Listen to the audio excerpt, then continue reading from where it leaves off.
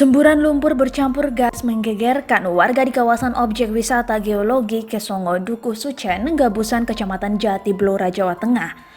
Video semburan lumpur bercampur gas di kawah Oro-Oro Kesongo tersebut sempat diabadikan melalui rekaman video dan diunggah ke media sosial. Video semburan kawah Oro-Oro Kesongo tersebut pun viral. Salah satu warganet yang mengunggah video semburan lumpur tersebut adalah akun Instagram @blorauupdate.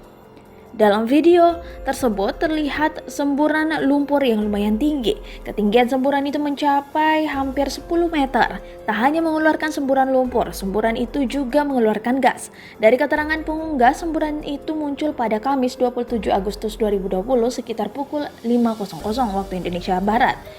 Bahkan seorang warga sempat menghirup gas dari semburan itu dan mengalami mual-mual.